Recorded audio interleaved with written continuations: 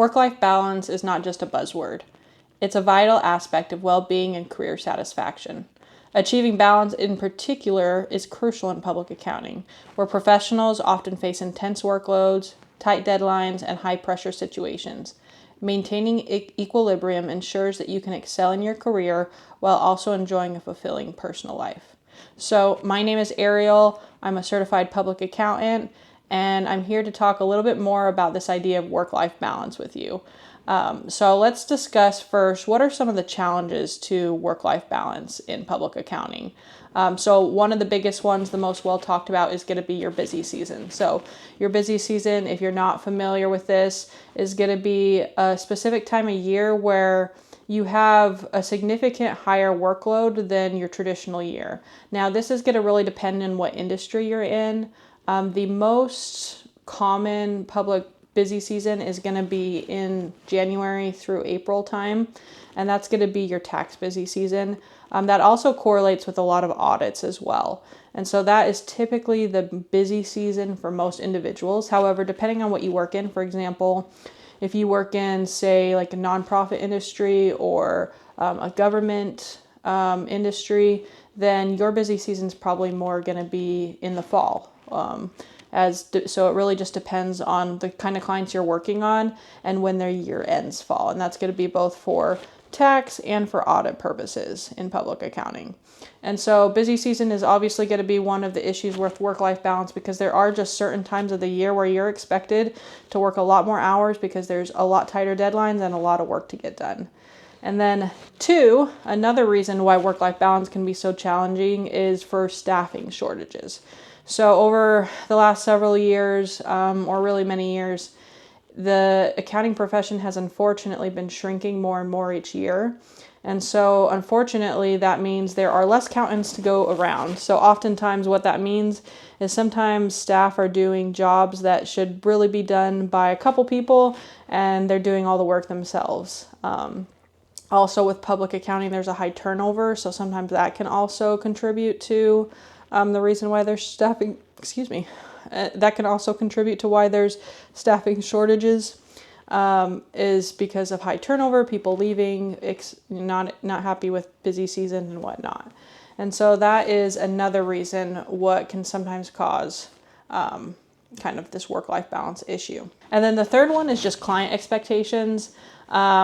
Really, this can kind of occur all year round, and really maybe I should say just expectations in general, because what happens is, your clients, they have specific needs that they want you to work with. They have their own deadlines. There are government deadlines and regulatory deadlines. There's also just things that get in the way, that just different management expectations depending on who you're working for, different managers, different partners in the firms that you're working at. And so there's a lot of balancing those expectations and what they want you to get done.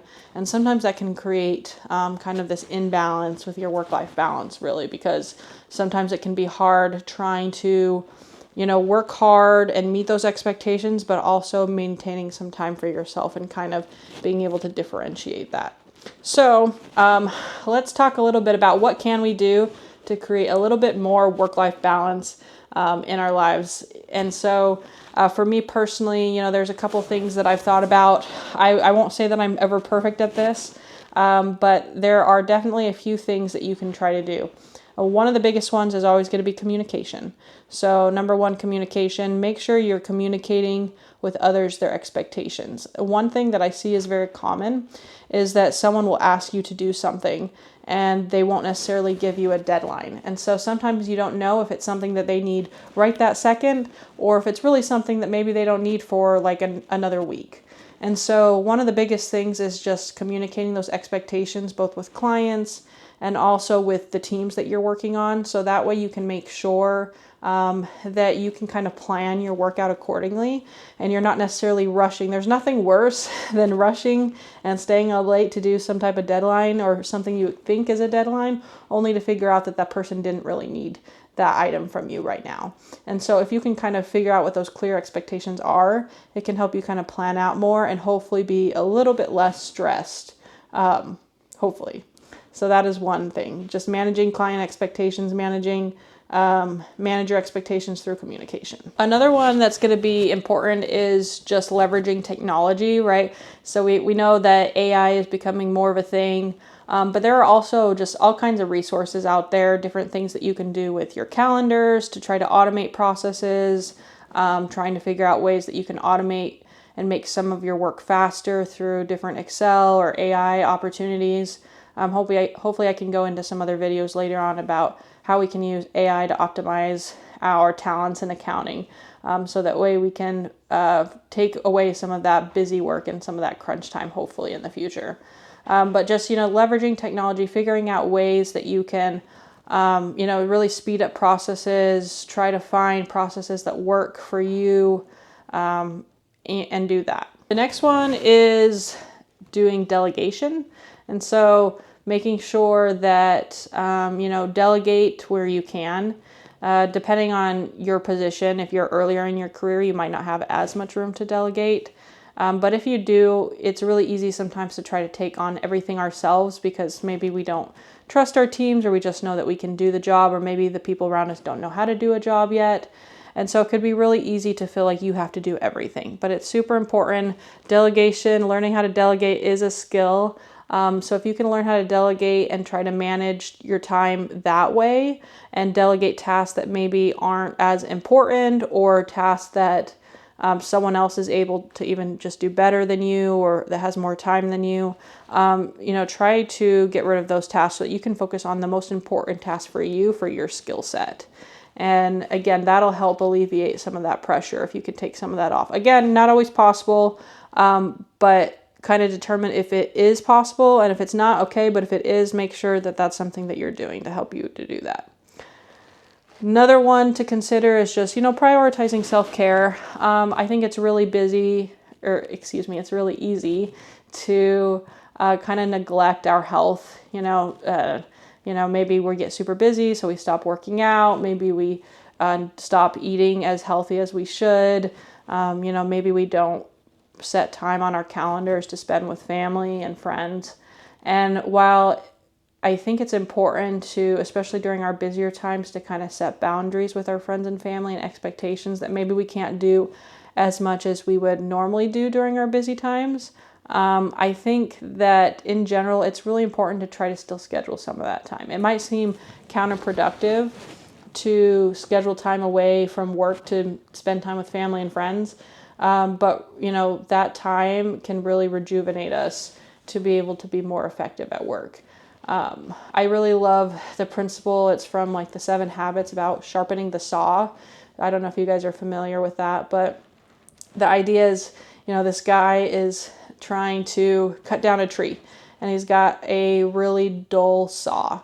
And, so he's sawing away at this tree, and it's taking a really long time. And this person comes up to him and is like, hey, you need to sharpen your saw. And he's like, oh, you idiot. I can't stop to sharpen the saw. Can't you see I got to cut down this tree? And the idea is that if the person would have just stopped and taken some time away to sharpen the saw and come back, the saw would be much more effective, and this person would have been able to complete their work a lot faster. So sometimes taking a break seems like the wrong thing to do, but sometimes it'll be what actually helps us to get our work done and helps us to avoid burnout. So don't forget to sharpen your saw. Another thing that we could possibly do is to take advantage of any flexible work arrangements. So, since COVID, there's definitely been a lot more opportunities for remote work. Now, of course, the battle is ever going between companies allowing and not allowing remote work. But in the public accounting world, and just accounting in general, there's definitely room to do remote work just based on a lot of the work us doing is going to be on the computer. So if you are able to leverage and, maybe get a couple days where you can work from home a week, so that way, you're not, spending drive time or whatnot. Just little things like that can also help if that's something that you can manage working around. And, whether that's part of your office culture or maybe it's something that you can encourage or potentially start, that would be something to also consider. Or if you already have an opportunity to do remote work, just kind of leveraging that time and figuring out the best way to get things done so that way you can, have a little bit more time to yourself. And I guess just remember that work-life balance is definitely not a one-size-fits-all. So, just trying to figure out what works for you. I think that some people think that there is no work-life balance in public accounting, but there definitely can be. And maybe that means you do have to leave the firm that you're at. There are definitely firms that help promote work-life balance. It doesn't mean that you won't be working hard, but, making sure you find a company that you can work for that respects your time, great managers that try to respect your time.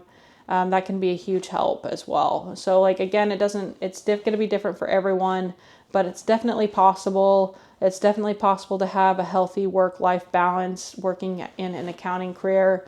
And so I'd love to hear more from you about what are some things that you like to do to help keep a work-life balance that can maybe help others that are struggling with this topic. Please feel free to comment and let me know what you think and what are some tips that you can share, that we can all share with each other so that we can make our work more enjoyable and be able to feel refreshed and not burnt out. So anyway, just some small little thoughts, some just basic things that I think can make a big difference, and hope you have a great day. Bye.